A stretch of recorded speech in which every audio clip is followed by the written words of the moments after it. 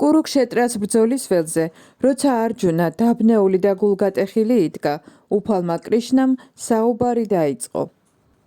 ეს მომენტი გახდა მარადიული, ვინაიდან ბჰაგავად გიტა დაიბადა.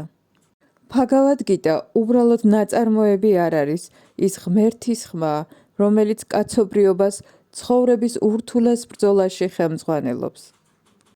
700 ლექსში კრიშნა პასუხობს ყველა კითხვას მოვალეობის, სიყვარულისა და განთავისუფლების შესახებ. კრიშნა გვიჩვენებს სამ გზას: კარმა იოგა, სწორი მოქმედება; ჯნანა იოგა, ცოდნა ჭეშმარიტების შესახებ; ბჰაქტი იოგა, წმინდა ერთგულება. და აცხადებს, მას, ვინც სიყვარულითა და ერთგულებით მემსახურება, ყველაზე ძვირფასია ჩემთვის.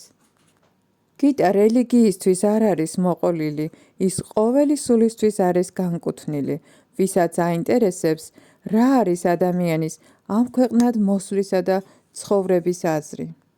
მისი მიზანია გააღვიძოს ღმერთის ცნობიერება ჩვენში და გაგვიწვეს შინ ღმრთეებასთან, კრიშნასთან. მოусმინეთ ბჰაგავად გიტას, ღრმად გაიაზრეთ ის, ვინაიდან, რაც ღმერთმა არჯუნას მოუთხრო, ნაგულისხმებია შენთვისაც.